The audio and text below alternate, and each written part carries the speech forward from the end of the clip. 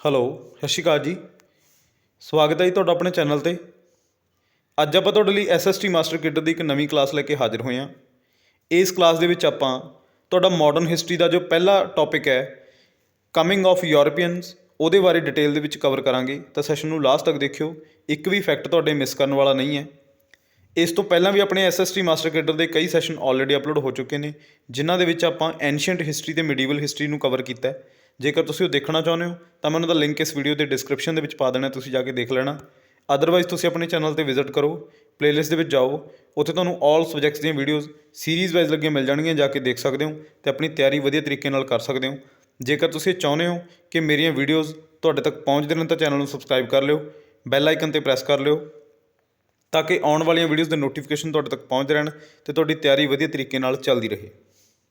ਅੱਜ ਦੇ ਸੈਸ਼ਨ ਦੇ ਵਿੱਚ ਆਪਾਂ ਤੁਹਾਡਾ ਮਾਡਰਨ ਹਿਸਟਰੀ ਦਾ ਜੋ ਪਹਿਲਾ ਟੌਪਿਕ ਹੈ, ਕਮਿੰਗ ਆਫ ਯੂਰਪੀਅਨ, ਉਹਦੇ ਵਿੱਚ ਜੋ ਪੁਰਤਗਾਲੀਆਂ ਬਾਰੇ ਆਪਾਂ ਪੂਰੀ ਡਿਟੇਲ ਦੇ ਵਿੱਚ ਕਵਰ ਕਰਾਂਗੇ। ਤਾਂ ਸੈਸ਼ਨ ਨੂੰ ਐਂਡ ਤੱਕ ਜ਼ਰੂਰ ਦੇਖਿਓ, ਕਿਉਂਕਿ ਇਹਨਾਂ ਦੇ ਵਿੱਚੋਂ ਕੋਈ ਵੀ ਕੁਐਸਚਨ ਤੁਹਾਨੂੰ ਡਾਇਰੈਕਟ ਪੇਪਰ ਦੇ ਵਿੱਚ ਦੇਖਣ ਨੂੰ ਮਿਲ ਸਕਦਾ। ਤਾਂ ਸਟਾਰਟ ਕਰਦੇ ਹਾਂ ਆਪਣਾ ਅੱਜ ਦਾ ਸੈਸ਼ਨ, ਅੱਜ ਦੀ ਪਹਿਲੀ ਸਲਾਈਡ ਦੇ ਨਾਲ। ਪਹਿਲੀ ਸਲਾਈਡ ਦੇ ਵਿੱਚ ਆਪਾਂ ਜੋ ਤੁਹਾਡੇ ਲਈ ਨੋਟ ਕੀਤਾ ਉਹ ਹੈ ਦਾ ਰਾਈਜ਼ ਆਫ ਯੂਰਪੀਅਨ ਕੰਪਨੀਜ਼। ਕਿਉਂਕਿ ਆਪਾਂ ਨੂੰ ਪਤਾ ਹੈ ਕਿ ਆਪਣੇ ਦੇਸ਼ ਦੇ ਵਿੱਚ ਸਿਰਫ ਅੰਗਰੇਜ਼ ਹੀ ਨਹੀਂ ਆਏ, ਇਸ ਤੋਂ ਇਲਾਵਾ ਵੀ ਕਈ ਕੰਪਨੀਜ਼ ਆਪਣੇ ਦੇਸ਼ ਦੇ ਵਿੱਚ ਪਹਿਲਾਂ, ਉਹਨਾਂ ਤੋਂ ਵੀ ਪਹਿਲਾਂ ਆਉਣਾ ਉਹਨਾਂ ਨੇ ਸਟਾਰਟ ਕਰਤਾ ਸੀ। ਠੀਕ ਹੈ ਜੀ। ਤਾਂ ਸਭ ਤੋਂ ਪਹਿਲਾਂ ਆਪਾਂ ਪੜ੍ਹਾਂਗੇ ਪੋਰਚੁਗੀਜ਼ ਬਾਰੇ। ਪੋਰਚੁਗੀਜ਼ ਨੂੰ ਆਪਾਂ ਕਹਿੰਦੇ ਹਾਂ ਪੁਰਤਗਾਲੀ। ਠੀਕ ਹੈ ਜੀ। ਤਾਂ ਪੁਰਤਗਾਲੀ ਇਹ ਸਭ ਤੋਂ ਪਹਿਲਾਂ ਆਏ ਸੀ ਅਤੇ ਗਏ ਵੀ ਸਭ ਤੋਂ ਬਾਅਦ ਦੇ ਵਿੱਚ ਸੀ। ਇਹ ਤੁਸੀਂ ਯਾਦ ਰੱਖਣਾ ਕਿ ਸਭ ਤੋਂ ਪਹਿਲਾਂ ਪੁਰਤਗਾਲੀ ਆਏ ਸੀ ਅਤੇ ਸਭ ਤੋਂ ਐਂਡ ਦੇ ਵਿੱਚ ਹੀ ਪੁਰਤਗਾਲੀ ਗਏ ਸੀ। ਠੀਕ ਹੈ ਜੀ। ਤਾਂ 1498 ਦੇ ਵਿੱਚ ਆਏ ਸੀ। ਇਹ ਕੌਣ ਆਇਆ ਸੀ? Vasco da Gama. ਠੀਕ ਹੈ ਜੀ। ਵਾਸਕੋ ਡੀ ਗਾਮਾ ਆਇਆ ਸੀ 1498 ਦੇ ਵਿੱਚ, ਜਿਹਦੇ ਬਾਰੇ ਆਪਾਂ ਪੜ੍ਹਦੇ ਹਾਂ। ਠੀਕ ਹੈ ਜੀ। ਵਾਸਕੋ ਡੀ ਗਾਮਾ ਜਿਹੜਾ ਆਇਆ ਸੀ ਉਹ ਕਿੱਥੇ ਲੈਂਡ ਕੀਤਾ ਸੀ ਉਹਨੇ ਆ ਕੇ? ਉਹ ਆਇਆ ਸੀ ਕੋਚੀਨ, ਜਿਹੜਾ ਕਿ ਕੇਰਲਾ ਦਾ ਪੋਰਟ ਪੈ ਜਾਂਦਾ। ਠੀਕ ਹੈ ਜੀ। ਤਾਂ ਇਹ ਸਭ ਤੋਂ ਪਹਿਲਾਂ ਪੁਰਤਗਾਲੀ ਜਿਹੜਾ ਆਇਆ ਸੀ, ਤਾਂ ਸਭ ਤੋਂ ਪਹਿਲੀ ਜਿਹੜੀ ਆਪਣੀ ਕੰਪਨੀ ਆਈ ਸੀ ਉਹ ਆਈ ਸੀਗੀ ਪੁਰਤਗਾਲੀ। ਠੀਕ ਹੈ ਜੀ। ਉਸ ਤੋਂ ਬਾਅਦ ਜਿਹੜੀ ਆਪਣੀ ਸੈਕਿੰਡ ਨੰਬਰ 'ਤੇ ਜਿਹੜੀ ਆਪਣੀ ਕੰਪਨੀ ਆਈ ਹੈ, ਇਹ ਵੀ ਮਤਲਬ ਈਸਟ ਇੰਡੀਆ ਕੰਪਨੀ ਹੈ। ਇਹ ਤੁਸੀਂ ਯਾਦ ਰੱਖਿਓ, ਸਾਰੀਆਂ ਈਸਟ ਇੰਡੀਆ ਕੰਪਨੀ ਦੇ ਅੰਡਰ ਹੈ, ਈਸਟ ਇੰਡੀਆ ਕੰਪਨੀਜ਼ ਨੇ ਇਹ। ਠੀਕ ਹੈ ਜੀ। ਤਾਂ ਪੁਰਤਗਾਲੀ ਸਭ ਤੋਂ ਪਹਿਲਾਂ ਆਏ, ਦੂਸਰੇ ਨੰਬਰ 'ਤੇ ਆਏ ਆਪਣੇ ਡੱਚ। ਇਹਨਾਂ ਦੇ ਇਹ ਸਾਲ ਜ਼ਰੂਰ ਯਾਦ ਰੱਖਣੇ ਆ ਕਿ ਪੁਰਤਗਾਲੀ ਕਦੋਂ ਆਈ ਸੀ? 1498। ਆਪਾਂ ਨੂੰ ਪਤਾ ਹੀ ਹੈ ਕਿ ਵਾਸਕੋ ਡੀ ਗਾਮਾ ਆਇਆ ਸੀ 1498 ਦੇ ਵਿੱਚ। ਠੀਕ ਹੈ ਜੀ। ਤਾਂ ਦੂਸਰੇ ਨੰਬਰ 'ਤੇ ਜਿਹੜੀ ਆਪਣੇ ਯੂਰਪੀਅਨ ਕੰਪਨੀ ਆਈ ਉਹਦਾ ਨਾਮ ਸੀ ਡੱਚ। ਡੱਚ ਇਹ ਕਿੱਥੋਂ ਆਏ ਸੀ? ਇਹ ਆਏ ਸੀ ਨੀਦਰਲੈਂਡ ਤੋਂ। ਇਹ ਯਾਦ ਰੱਖਣਾ ਤੁਸੀਂ। ਕਦੋਂ ਆਈ ਸੀ ਇਹ? 1602 ਦੇ ਵਿੱਚ। ਠੀਕ ਹੈ ਜੀ। ਤਾਂ ਇਹਨਾਂ ਨੇ ਆਪਣੀ ਜਿਹੜੀ ਫੈਕਟਰੀ ਆ ਉਹ ਕਿੱਥੇ ਇਸਟੈਬਲਿਸ਼ ਕੀਤੀ ਸੀ? ਮਸੂਲੀਪਟਨਮ, ਆਂਧਰਾ ਪ੍ਰਦੇਸ਼ ਦੇ ਵਿੱਚ। ਠੀਕ ਹੈ ਜੀ। ਮਸੂਲੀਪਟਨਮ, ਆਂਧਰਾ ਪ੍ਰਦੇਸ਼ ਦੇ ਵਿੱਚ ਇਹਨਾਂ ਨੇ ਆਪਣੀ ਫੈਕਟਰੀ ਇਸਟੈਬਲਿਸ਼ ਕੀਤੀ ਸੀ। ਕਈ ਵਾਰ ਇੱਥੇ ਪੁਲੀਕਟ ਵੀ ਆ ਜਾਂਦਾ। ਠੀਕ ਹੈ ਜੀ। ਤਾਂ ਪੁਲੀਕਟ ਵੀ ਮਤਲਬ ਉਹ ਵੀ ਆਪਣਾ ਆਂਧਰਾ ਪ੍ਰਦੇਸ਼ ਦੇ ਵਿੱਚ ਹੈ, ਤਾਂ ਇਹ ਤੁਸੀਂ ਯਾਦ ਰੱਖਣਾ, ਬਹੁਤ ਇੰਪੋਰਟੈਂਟ ਹੈ। ਠੀਕ ਹੈ ਜੀ। ਤਾਂ 1602 ਦੇ ਵਿੱਚ ਜਿਹੜੀ ਆਪਣੀ ਯੂਰਪੀਅਨ ਕੰਪਨੀ ਆਈ ਸੀ ਉਹਦਾ ਨਾਮ ਸੀ ਡੱਚ, ਜਿਹੜੇ ਕਿ ਨੀਦਰਲੈਂਡ ਤੋਂ ਆਏ ਸੀ। ਇਹ ਯਾਦ ਰੱਖਣਾ ਬਹੁਤ ਇੰਪੋਰਟੈਂਟ ਹੈ। ਠੀਕ ਹੈ ਜੀ। ਤੀਸਰੇ ਨੰਬਰ 'ਤੇ ਆਈ ਸੀ ਆਪਣੇ ਇੰਗਲਿਸ਼ ਈਸਟ ਇੰਡੀਆ ਕੰਪਨੀ। ਠੀਕ ਹੈ ਜੀ। ਇੰਗਲਿਸ਼ ਈਸਟ ਇੰਡੀਆ ਕੰਪਨੀ ਜਿਹੜੀ ਆਪਣੀ ਤੀਸਰੇ ਨੰਬਰ 'ਤੇ ਆਉਣ ਵਾਲੀ ਕੰਪਨੀ ਹੈ, 1608 ਦੇ ਵਿੱਚ ਇਹ ਆਏ ਸੀ ਅਤੇ ਇਹਨਾਂ ਨੇ ਆਪਣਾ ਜਿਹੜਾ ਆਪਣੀ ਫੈਕਟਰੀ ਇਸਟੈਬਲਿਸ਼ ਕੀਤੀ ਹੈ ਸਭ ਤੋਂ ਪਹਿਲੀ, ਉਹ ਕੀਤੀ ਹੈ ਸੂਰਤ, ਗੁਜਰਾਤ ਦੇ ਵਿੱਚ। ਠੀਕ ਹੈ ਜੀ। ਸੂਰਤ, ਗੁਜਰਾਤ ਦੇ ਵਿੱਚ ਇਹਨਾਂ ਨੇ ਆਪਣੀ ਫੈਕਟਰੀ ਹੈ ਜਿਹੜੀ ਉਹ ਇਸਟੈਬਲਿਸ਼ ਕੀਤੀ ਹੈ। ਆਪਾਂ ਨੂੰ ਪਤਾ ਹੈ ਕਿ ਸਭ ਤੋਂ ਪਹਿਲਾਂ ਜਿਹੜਾ ਅੰਗਰੇਜ਼ ਆਇਆ ਸੀ ਉਹ ਆਇਆ ਸੀਗਾ ਵਿਲੀਅਮ ਹੌਕਿਨਜ਼, ਜਿਹੜਾ ਕਿ ਜਹਾਂਗੀਰ ਦੇ ਦਰਬਾਰ ਦੇ ਵਿੱਚ ਆਇਆ ਸੀ 1608 ਈਸਵੀ ਦੇ ਵਿੱਚ।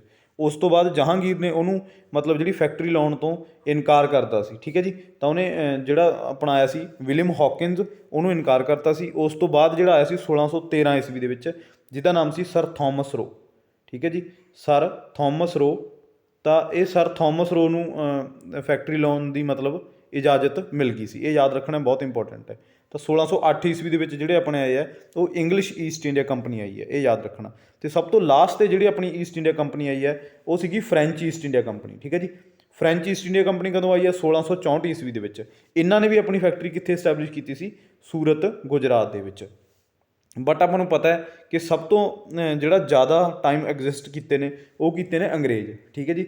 ਅੰਗਰੇਜ਼ਾਂ ਨੇ ਆਪਣੇ 'ਤੇ 200 ਸਾਲ ਜਿਹੜਾ ਉਹ ਰਾਜ ਕੀਤਾ ਅਤੇ ਇਹ ਸਾਰੀਆਂ ਕੰਪਨੀਜ਼ ਇਹਨਾਂ ਨੇ ਡਿਫੀਟ ਕਰਤਾ ਸੀ, ਅਤੇ ਜਿੰਨੀਆਂ ਵੀ ਆਈਆਂ ਸੀ, ਡੱਚ ਆਈ ਸੀ, ਪੋਰਚੁਗੀਜ਼ ਆਏ ਸੀ ਜਾਂ ਫਰੈਂਚ ਆਏ ਸੀ। ਠੀਕ ਹੈ ਜੀ। ਤਾਂ ਇੰਗਲਿਸ਼ ਈਸਟ ਇੰਡੀਆ ਕੰਪਨੀ ਦੇ ਅੱਗੇ ਕੋਈ ਨਹੀਂ ਟਿਕਿਆ, ਕਿਉਂਕਿ ਇਹਨਾਂ ਕੋਲ ਮਤਲਬ ਹਰ ਇੱਕ ਚੀਜ਼ ਦੀ ਆਪਾਂ ਕਹਿ ਸਕਦੇ ਹਾਂ ਕਿ ਹਥਿਆਰ ਇਹਨਾਂ ਕੋਲ ਬਹੁਤ ਜ਼ਿਆਦਾ ਸੀ। ਇਹਨਾਂ ਕੋਲ ਜਿਹੜੀ ਫੌਜ ਸੀ ਉਹ ਬਹੁਤ ਮਤਲਬ ਆਪਾਂ ਕਹਿ ਸਕਦੇ ਹਾਂ ਕਿ ਐਡਵਾਂਸ ਲੈਵਲ ਦੀ ਜਿਹੜੀ ਫੌਜ ਸੀ, ਇਹਨਾਂ ਨੇ ਆਪਣੀ ਫੌਜ ਨੂੰ ਬਹੁਤ ਵਧੀਆ ਟ੍ਰੇਨਿੰਗ ਦਿੱਤੀ ਹੋਈ ਸੀ, ਬਹੁਤ ਸਾਰੇ ਹਥਿਆਰ ਸੀ ਇਹਨਾਂ ਕੋਲ, ਬਹੁਤ ਸਾਰੀ ਟੈਕਨੋਲੋਜੀ ਸੀ, ਤਾਂ ਕਰਕੇ ਜਿਹੜੀ ਇੰਗਲਿਸ਼ ਈਸਟ ਇੰਡੀਆ ਕੰਪਨੀ ਹੈ ਇਹਨਾਂ ਨੇ ਹੀ ਰਾਜ ਕੀਤਾ। ਠੀਕ ਹੈ ਜੀ, ਤਾਂ ਇਹਨਾਂ ਬਾਰੇ ਆਪਾਂ ਅੱਗੇ ਪੜ੍ਹਾਂਗੇ। ਠੀਕ ਹੈ ਜੀ, ਕਿਉਂਕਿ ਹੁਣ ਆਪਾਂ ਮਾਡਰਨ ਹਿਸਟਰੀ ਆਪਣੀ ਚੱਲ ਪਈ ਆ, ਮਾਡਰਨ ਹਿਸਟਰੀ ਦਾ ਇੱਕ ਇੱਕ ਟੌਪਿਕ ਤੁਹਾਨੂੰ ਪੂਰੇ ਡਿਟੇਲ ਦੇ ਵਿੱਚ ਆਪਾਂ ਕਵਰ ਕਰਵਾਉਣਾ। ਠੀਕ ਹੈ ਜੀ, ਤਾਂ ਅੱਜ ਆਪਾਂ ਕਿਹਨਾਂ ਬਾਰੇ ਪੜ੍ਹਾਂਗੇ? ਅੱਜ ਆਪਾਂ ਪੜ੍ਹਾਂਗੇ ਪੁਰਤਗਾਲੀਆਂ ਬਾਰੇ, ਸਿਰਫ ਪੁਰਤਗਾਲੀਆਂ ਬਾਰੇ ਪੜ੍ਹਾਂਗੇ। ਇਸ ਤੋਂ ਬਾਅਦ ਜਿਹੜੀਆਂ ਆਪਣੀਆਂ battle of Palasi, battle of Buxar, ਠੀਕ ਹੈ ਜੀ, ਜਿੰਨੀਆਂ ਵੀ ਲੜਾਈਆਂ ਹੋਈਆਂ ਨੇ ਜੋ ਕਿ ਅੰਗਰੇਜ਼ਾਂ ਨੇ ਇਹ ਸਾਰੀਆਂ ਕੰਪਨੀਜ਼ ਨੂੰ ਡਿਫੀਟ ਕੀਤਾ, ਉਹਨਾਂ ਬਾਰੇ ਆਪਾਂ ਡਿਟੇਲ ਦੇ ਵਿੱਚ ਪੜ੍ਹਾਂਗੇ। ਠੀਕ ਹੈ ਜੀ, ਤਾਂ ਅੱਜ ਆਪਾਂ ਪੜ੍ਹਾਂਗੇ ਪੁਰਤਗਾਲੀਆਂ ਬਾਰੇ। ਤਾਂ ਪੁਰਤਗਾਲੀਆਂ ਬਾਰੇ ਹੁਣ ਆਪਾਂ ਪੂਰੇ ਡਿਟੇਲ ਦੇ ਵਿੱਚ ਕਵਰ ਕਰਦੇ ਹਾਂ। ਠੀਕ ਹੈ ਜੀ, ਤਾਂ ਪੋਰਚੁਗੀਜ਼। ਠੀਕ ਹੈ ਜੀ, ਸਭ ਤੋਂ ਪਹਿਲਾਂ ਜਿਹੜਾ ਬੰਦਾ ਆਇਆ ਸੀ ਉਹ ਆਇਆ ਸੀ ਵਾਸਕੋ ਡੀ ਗਾਮਾ। ਮੈਂ ਪਹਿਲਾਂ ਵੀ ਤੁਹਾਨੂੰ ਦੱਸ ਕੇ ਆਇਆ, comes from the cape of good hop. ਇਹ ਕੇਪ ਆਫ ਗੁੱਡ ਹੋਪ ਕੀ ਹੈ? ਇਹ ਬਹੁਤ ਇੰਪੋਰਟੈਂਟ ਚੀਜ਼ ਹੈ। ਠੀਕ ਹੈ ਜੀ, ਤੁਹਾਨੂੰ ਪੁੱਛੀ ਜਾਊਗੀ ਕੇਪ ਆਫ ਗੁੱਡ ਹੋਪ ਕਿ ਜਿਹੜਾ ਵਾਸਕੋ ਡੀ ਗਾਮਾ ਆਇਆ ਸੀ ਉਹ ਕਿਹੜੇ ਰਸਤੇ ਤੋਂ ਆਇਆ ਸੀ? ਤਾਂ ਉਹ ਆਇਆ ਸੀ ਕੇਪ ਆਫ ਗੁੱਡ ਹੋਪ। ਇਹ ਯਾਦ ਰੱਖਿਓ, ਬਹੁਤ ਇੰਪੋਰਟੈਂਟ ਹੈ, ਬਹੁਤ ਡੀਪਲੀ ਕੁਐਸਚਨ ਹੈ, ਇਹ ਪੁੱਛਿਆ ਜਾਊਗਾ ਤੁਹਾਨੂੰ। ਤਾਂ ਕੇਪ ਆਫ ਗੁੱਡ ਹੋਪ ਕੀ ਹੈ? ਇਹ ਇੱਕ ਸੀ ਰੂਟ ਹੈ ਜਿਹੜਾ ਕਿ ਸਾਊਥ ਅਫਰੀਕਾ ਤੋਂ ਆਉਂਦਾ ਹੈ, ਜਿਹੜਾ ਕਿ ਆਪਾਂ ਨੂੰ ਯੂਰਪ ਦੇ ਨਾਲ ਜੋੜਦਾ। ਠੀਕ ਹੈ ਜੀ, ਇੰਡੀਆ ਨੂੰ ਯੂਰਪ ਦੇ ਨਾਲ ਜੋੜਦਾ ਜਿਹੜਾ ਕੇਪ ਆਫ ਗੁੱਡ ਹੋਪ। ਇਹ ਇੱਕ ਸਮੁੰਦਰੀ ਰਸਤਾ ਹੈ। ਠੀਕ ਹੈ ਜੀ, ਤਾਂ ਇਹ ਰਸਤੇ ਬਾਰੇ ਪੁੱਛਿਆ ਜਾਂਦਾ ਕਿ ਉਹ ਰਸਤੇ ਦਾ ਨਾਮ ਦੱਸੋ ਕੀ ਸੀ? ਤਾਂ ਇਹਦਾ ਨਾਮ ਸੀ ਕੇਪ ਆਫ ਗੁੱਡ ਹੋਪ। ਅਤੇ ਵਾਸਕੋ ਡੀ ਗਾਮਾ ਆਪਾਂ ਨੂੰ ਪਤਾ ਕਿ ਕਦੋਂ ਆਇਆ ਸੀ? 1498 ਈਸਵੀ ਦੇ ਵਿੱਚ ਆਇਆ ਸੀ। ਸਭ ਤੋਂ ਪਹਿਲਾ ਪੁਰਤਗਾਲੀ ਸੀ ਜਿਹੜਾ ਇਹ ਆਪਣੇ ਇੰਡੀਆ ਆਉਣ ਵਾਲਾ। ਤਾਂ ਇਹ ਬੰਦਾ ਜਦੋਂ ਆਇਆ ਕੇਪ ਆਫ ਗੁੱਡ ਹੋਪ ਦੇ ਰਸਤੇ ਤੋਂ, ਤਾਂ ਇਹਨੂੰ ਇਹ ਰਸਤਾ ਪਤਾ ਚੱਲ ਗਿਆ ਕਿ ਹੁਣ ਆਪਾਂ ਇੰਡੀਆ ਦੇ ਨਾਲ ਸਿੱਧਾ ਟਰੇਡ ਕਰ ਸਕਦੇ ਹਾਂ, ਵਪਾਰ ਕਰ ਸਕਦੇ ਹਾਂ। ਠੀਕ ਹੈ ਜੀ, ਤਾਂ ਇਹ ਸੀ ਰੂਟ ਇਹਨੇ ਲੱਭ ਲਿਆ ਸੀ। ਇਸ ਤੋਂ ਬਾਅਦ ਮਤਲਬ ਪੁਰਤਗਾਲੀ ਆਪਣੇ ਆਉਣੇ ਸਟਾਰਟ ਹੋ ਗਏ। ਇਹ ਯਾਦ ਰੱਖਣਾ ਬਹੁਤ ਇੰਪੋਰਟੈਂਟ ਹੈ। ਦੂਸਰਾ ਜਿਹੜਾ ਆਪਣਾ ਪੁਆਇੰਟ ਹੈ, ਵਾਸਕੋ ਡੀ ਗਾਮਾ ਰੀਚਡ ਕੈਲੀਕਟ। ਠੀਕ ਹੈ ਜੀ, ਕਿੱਥੇ ਆਇਆ ਸੀ ਇਹ ਬੰਦਾ? ਕੈਲੀਕਟ ਆਇਆ ਸੀ। ਠੀਕ ਹੈ ਜੀ, and he was received by Zamorin. Zamorin ਕੀ ਸੀ? ਇਹ ਕੈਲੀਕਟ ਦਾ ਕੈਲੀਕਟ ਵੀ ਮਤਲਬ ਇਹ ਕੇਰਲਾ ਦੇ ਵਿੱਚ ਹੈ, ਇਹ ਯਾਦ ਰੱਖਿਓ। ਠੀਕ ਹੈ ਜੀ, ਤਾਂ ਜ਼ੈਮੋਰਿਨ ਕੌਣ ਸੀ? ਜ਼ੈਮੋਰਿਨ ਰਾਜਾ ਸੀਗਾ ਕੈਲੀਕਟ ਦਾ, ਰੂਲਰ ਆਫ ਕੈਲੀਕਟ। ਤਾਂ ਜ਼ੈਮੋਰਿਨ ਨੇ ਸਵਾਗਤ ਕੀਤਾ ਸੀ ਵਾਸਕੋ ਡੀ ਗਾਮਾ ਦਾ। ਠੀਕ ਹੈ ਜੀ, ਅਤੇ ਤੁਹਾਨੂੰ ਪੁੱਛਿਆ ਜਾਊਗਾ ਕਿ ਉਸ ਟਾਈਮ 'ਤੇ ਰਾਜਾ ਕੌਣ ਸੀ? ਤਾਂ ਇਹ ਸਾਰੇ ਪੁਆਇੰਟ ਤੁਸੀਂ ਨੋਟ ਕਰ ਲਿਓ, ਬਹੁਤ ਇੰਪੋਰਟੈਂਟ ਪੁਆਇੰਟ ਨੇ, ਇਹ ਪੁੱਛੇ ਜਾਂਦੇ ਨੇ। ਤਾਂ ਰਾਜਾ ਵੀ ਤੁਹਾਨੂੰ ਪੁੱਛਿਆ ਜਾਊ ਕਿ ਰਾਜਾ ਕੌਣ ਸੀ? ਤਾਂ ਜ਼ੈਮੋਰਿਨ ਉਸ ਟਾਈਮ ਦਾ ਰਾਜਾ ਸੀ ਜਿਹਨੇ ਕਿ ਵਾਸਕੋ ਡੀ ਗਾਮਾ ਦਾ ਸਵਾਗਤ ਕੀਤਾ ਸੀ। ਇਹ ਯਾਦ ਰੱਖਣਾ। ਇਸ ਤੋਂ ਬਾਅਦ ਜਿਹੜੇ ਤੁਹਾਡੇ ਕੁਐਸਚਨ ਬਣਦੇ ਨੇ, ਆਪਾਂ ਸਿਰਫ ਪੁਆਇੰਟ ਟੂ ਪੁਆਇੰਟ ਗੱਲ ਕਰਨੀ ਹੈ, ਫਾਲਤੂ ਇਨਫੋਰਮੇਸ਼ਨ ਤੁਹਾਡੇ ਨਾਲ ਡਿਸਕਸ ਨਹੀਂ ਕਰਨੀ। ਜਿੱਥੋਂ ਤੁਹਾਡੇ ਕੁਐਸਚਨ ਬਣਦੇ ਨੇ ਸਿਰਫ ਉਹ ਇਨਫੋਰਮੇਸ਼ਨ ਤੁਹਾਡੇ ਨਾਲ ਡਿਸਕਸ ਆਪਾਂ ਕਰਨੀ ਹੈ। ਇੱਕ ਤੁਹਾਨੂੰ ਇਹ ਪੁੱਛਿਆ ਜਾਂਦਾ ਹੁੰਦਾ ਕਿ ਪਹਿਲਾ ਗਵਰਨਰ ਦੱਸੋ ਪੁਰਤਗਾਲੀਆਂ ਦਾ ਕੌਣ ਸੀ? ਠੀਕ ਹੈ ਜੀ, ਤਾਂ ਇਹ ਕੁਐਸਚਨ ਬਹੁਤ ਵਾਰ ਆਇਆ ਹੋਇਆ ਕਿ ਪੁਰਤਗਾਲੀਆਂ ਦੇ ਪਹਿਲੇ ਗਵਰਨਰ ਬਾਰੇ ਦੱਸੋ। ਤਾਂ ਤੁਹਾਨੂੰ ਆਪਸ਼ਨ ਦੇ ਵਿੱਚ ਕੌਣ ਦੇਣਗੇ? Vasco da Gama. ਇਹ ਗਵਰਨਰ ਨਹੀਂ ਸੀ, ਇਹ ਤਾਂ ਪਹਿਲਾਂ ਪੁਰਤਗਾਲੀ ਸੀ ਜਿਹੜਾ ਕਿ ਇੰਡੀਆ ਆਇਆ ਸੀ, ਬਟ ਗਵਰਨਰ ਅਲੱਗ ਸੀ। ਠੀਕ ਹੈ ਜੀ, ਗਵਰਨਰ ਤੁਹਾਨੂੰ ਪਤਾ ਹੋਣਾ ਚਾਹੀਦਾ, ਗਵਰਨਰ ਪੁੱਛਿਆ ਜਾਂਦਾ, ਤਾਂ ਉਹਦਾ ਨਾਮ ਸੀ ਫਰਾਂਸਿਸਕੋ ਡੀ ਅਲਮੇਡਾ। ਠੀਕ ਹੈ ਜੀ, ਤਾਂ ਇਹ ਤੁਹਾਨੂੰ ਪੁੱਛਿਆ ਜਾਊਗਾ, ਬਹੁਤ ਇੰਪੋਰਟੈਂਟ ਹੈ। ਜਿਹੜਾ ਪੁਰਤਗਾਲੀਆਂ ਦਾ ਗਵਰਨਰ ਸੀ ਉਹਦਾ ਨਾਮ ਸੀ ਫਰਾਂਸਿਸਕੋ ਡੀ ਅਲਮੇਡਾ। ਠੀਕ ਹੈ ਜੀ, ਹੀ ਇੰਟਰੋਡਿਊਸਡ ਬਲੂ ਵਾਟਰ ਪੋਲਿਸੀ। ਇਹ ਬਲੂ ਵਾਟਰ ਪੋਲਿਸੀ ਬਾਰੇ ਵੀ ਤੁਹਾਨੂੰ ਡਾਇਰੈਕਟ ਕੁਐਸਚਨ ਬਣਦਾ ਹੈ, ਤੁਸੀਂ ਪੇਪਰ ਚੱਕ ਕੇ ਦੇਖ ਸਕਦੇ ਹੋ ਪ੍ਰੀਵੀਅਸ ਈਅਰ ਦੇ। ਠੀਕ ਹੈ ਜੀ, ਇਹ ਕੁਐਸਚਨ ਬਹੁਤ ਵਾਰ ਪੁੱਛਿਆ ਗਿਆ ਕਿ ਜਿਹੜੀ ਬਲੂ ਵਾਟਰ ਪੋਲਿਸੀ ਇੰਟਰੋਡਿਊਸ ਕੀਤੀ ਹੈ ਉਹ ਕਿਹਨੇ ਕੀਤੀ ਹੈ? ਉਹ ਕੀਤੀ ਹੈ ਫਰਾਂਸਿਸਕੋ ਡੀ ਅਲਮੇਡਾ ਨੇ, ਜਿਹੜਾ ਕਿ ਪੁਰਤਗਾਲੀਆਂ ਦਾ ਪਹਿਲਾ ਗਵਰਨਰ ਸੀ। ਇਹ ਬਲੂ ਵਾਟਰ ਪੋਲਿਸੀ ਹੁਣ ਕੀ ਸੀ ਇਹਦੇ ਬਾਰੇ ਤੁਹਾਨੂੰ ਪਤਾ ਹੋਣਾ ਚਾਹੀਦਾ। ਇਹਦਾ ਮਤਲਬ ਸੀ ਕਿ ਜਦੋਂ ਇਹਨਾਂ ਨੂੰ ਸੀ ਰੂਟ ਦਾ ਪਤਾ ਚੱਲ ਗਿਆ ਕਿ ਇੰਡੀਆ ਦੇ ਨਾਲ ਯੂਰਪ ਦਾ ਵਪਾਰ ਹੈ ਜਿਹੜਾ ਉਹ ਚੱਲ ਪਿਆ, ਬਲੂ ਵਾਟਰ ਪੋਲਿਸੀ ਸੀ ਮਤਲਬ ਕਿ ਇੱਥੇ ਕੋਈ ਹੋਰ ਕੰਪਨੀ ਰਾਜ ਨਾ ਕਰ ਸਕੇ। ਮਤਲਬ ਜਿਹੜੀ ਆਪਣੀ ਪਾਣੀ ਦੇ ਰਾਹੀਂ ਵਪਾਰ ਚੱਲਦਾ ਹੈ ਉਹ ਸਿਰਫ ਪੁਰਤਗਾਲੀ ਹੀ ਕਰ ਸਕਣ, ਹੋਰ ਕੋਈ ਨਾ ਕਰ ਸਕੇ। ਬਟ ਜੇ ਕਿਸੇ ਨੇ ਕਰਨਾ ਹੈ ਤਾਂ ਉਹਨਾਂ ਨੂੰ ਪੁਰਤਗਾਲੀਆਂ ਤੋਂ ਪਰਮਿਸ਼ਨ ਲੈਣੀ ਪਊਗੀ। ਇਹਦਾ ਮਤਲਬ ਇਹ ਸੀ, ਬਲੂ ਵਾਟਰ ਪੋਲਿਸੀ ਦਾ ਮਤਲਬ ਇਹ ਸੀ ਕਿ ਸਮੁੰਦਰ ਦੇ ਵਿੱਚ ਜੇਕਰ ਤੁਸੀਂ ਵਪਾਰ ਕਰਨਾ ਹੈ ਤਾਂ ਸਾਡੇ ਤੋਂ ਪਰਮਿਸ਼ਨ ਲੈਣੀ ਪਊ। ਇਹ ਪੁਰਤਗਾਲੀਆਂ ਨੇ ਇਹ ਪੋਲਿਸੀ ਚਲਾਈ ਸੀ। ਅਤੇ ਕਿਹਨੇ ਚਲਾਈ ਸੀ? ਫਰਾਂਸਿਸਕੋ ਡੀ ਅਲਮੇਡਾ ਨੇ। ਮਤਲਬ ਇਹਨਾਂ ਨੇ ਪਰਮਿਟ ਸਿਸਟਮ ਸਟਾਰਟ ਕੀਤਾ ਸੀ ਕਿ ਜੇ ਤੁਸੀਂ ਇੱਥੋਂ ਵਪਾਰ ਕਰਨਾ ਤਾਂ ਤੁਹਾਨੂੰ ਪਰਮਿਟ ਲੈਣਾ ਪਊਗਾ ਸਾਡੇ ਤੋਂ। ਠੀਕ ਹੈ ਜੀ, ਪੁਰਤਗਾਲੀਆਂ ਤੋਂ। ਤਾਂ ਜੇਕਰ ਤੁਸੀਂ ਇਹ ਚੀਜ਼ ਨਹੀਂ ਕਰੋਗੇ, ਤੁਸੀਂ ਪਰਮਿਟ ਨਹੀਂ ਲਓਗੇ, ਠੀਕ ਹੈ ਜੀ, ਬਿਨਾਂ ਪਰਮਿਟ ਤੋਂ ਤੁਸੀਂ ਇੰਡੀਆ ਨਾਲ ਵਪਾਰ ਕਰਨਾ ਚਾਹੁੰਦੇ ਹੋ ਤਾਂ ਉਹ ਤੁਸੀਂ ਨਹੀਂ ਕਰ ਸਕਦੇ। ਤਾਂ ਤੁਹਾਡਾ ਜਿੰਨਾ ਵੀ ਮਾਲ ਹੋਊਗਾ ਉਹ ਲੁੱਟ ਲਿਆ ਜਾਊਗਾ ਪੁਰਤਗਾਲੀਆਂ ਵੱਲੋਂ। ਠੀਕ ਹੈ ਜੀ, ਤਾਂ ਉਹਦੀ ਕੋਈ ਗਰੰਟੀ ਨਹੀਂ। ਤਾਂ ਇਹਨਾਂ ਨੇ ਇਹ ਪੋਲਿਸੀ ਦੇ ਵਿੱਚ ਲਿਖਿਆ ਹੋਇਆ ਸੀ ਕਿ ਤੁਸੀਂ ਸਾਡੇ ਤੋਂ ਮਤਲਬ ਪਰਮਿਟ ਸਿਸਟਮ ਇਹਨਾਂ ਨੇ ਸਟਾਰਟ ਕੀਤਾ ਸੀ ਫਰਾਂਸਿਸਕੋ ਡੀ ਅਲਮੇਡਾ ਨੇ। ਇਹ ਯਾਦ ਰੱਖਿਓ, ਬਹੁਤ ਇੰਪੋਰਟੈਂਟ ਹੈ।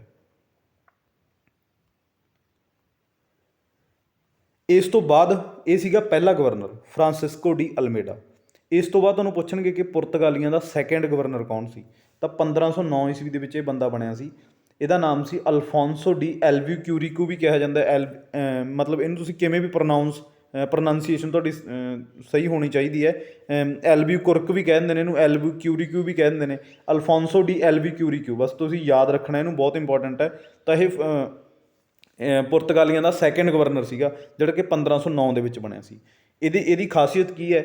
ਵਾਜ਼ ਮੇਡ ਗਵਰਨਰ, ਹੀ ਕੈਪਚਰਡ ਗੋਆ। ਇਹ ਤੁਹਾਨੂੰ ਪੁੱਛਿਆ ਜਾਊਗਾ, ਬਹੁਤ ਇੰਪੋਰਟੈਂਟ ਹੈ, ਕਿਉਂਕਿ ਗੋਆ ਜਦੋਂ ਆਪਾਂ ਗੋਆ ਬਾਰੇ ਪੜ੍ਹਦੇ ਹਾਂ ਤਾਂ ਪੁਰਤਗਾਲੀ ਆਪਣੇ ਦਿਮਾਗ ਦੇ ਵਿੱਚ ਆਉਂਦੇ ਆ। ਅੱਜ ਵੀ ਜੇ ਤੁਸੀਂ ਗੋਆ ਜਾਓਗੇ ਤਾਂ ਉੱਥੇ ਪੁਰਤਗਾਲੀਆਂ ਦਾ ਪ੍ਰਭਾਵ ਤੁਹਾਨੂੰ ਮਿਲੂਗਾ ਕਿ ਇੱਥੇ ਰਾਜ ਕਰਕੇ ਗਏ ਆ ਪੁਰਤਗਾਲੀ, ਠੀਕ ਹੈ ਜੀ, ਕਿਉਂਕਿ ਤੁਹਾਨੂੰ ਬਿਲਡਿੰਗਸ ਉਹੋ ਜਿਹੀਆਂ ਮਿਲਣਗੀਆਂ ਗੋਆ ਦੇ ਵਿੱਚ, ਤਾਂ ਉਹੋ ਜਿਹਾ ਤੁਹਾਨੂੰ ਮਾਹੌਲ ਮਿਲੂਗਾ ਪੁਰਤਗਾਲੀਆਂ ਵਾਲਾ, ਠੀਕ ਹੈ ਜੀ। ਤਾਂ ਗੋਆ ਦੇ ਉੱਤੇ ਇਹ ਰਾਜ ਕਰਕੇ ਗਏ ਨੇ। ਤਾਂ ਇਹ ਪੁਰਤਗਾਲੀਆਂ ਦਾ ਸੈਕਿੰਡ ਗਵਰਨਰ ਹੈ, ਅਲਫੋਂਸੋ ਡੀ ਐਲਬਿਊਕਿਊਰੀਕਿਊ, ਠੀਕ ਹੈ ਜੀ। ਤਾਂ ਇਹ ਬੰਦਾ ਜਦੋਂ ਗਵਰਨਰ ਬਣਿਆ ਇਹਨੇ ਗੋਆ ਨੂੰ ਕੈਪਚਰ ਕੀਤਾ, ਠੀਕ ਹੈ ਜੀ। ਕਦੋਂ ਕੀਤਾ ਇਹ ਪੁੱਛਿਆ ਜਾਊਗਾ? 1510 ਈਸਵੀ ਦੇ ਵਿੱਚ, ਠੀਕ ਹੈ ਜੀ।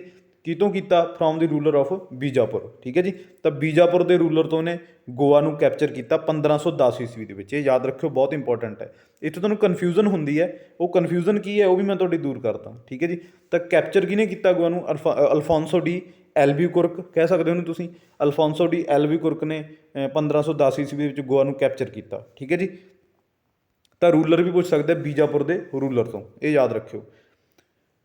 ਤੀਸਰਾ ਜਿਹੜਾ ਗਵਰਨਰ ਹੈ ਇਹਨਾਂ ਦਾ, ਆਪਣਾ ਪੁਰਤਗਾਲੀਆਂ ਦਾ, ਨਿਨਹੋ ਡੀ ਕੁਨਹਾ, ਠੀਕ ਹੈ ਜੀ। ਇਹ ਬਹੁਤ ਇੰਪੋਰਟੈਂਟ ਹੈ, ਨਿਨਹੋ ਡੀ ਕੁਨਹਾ।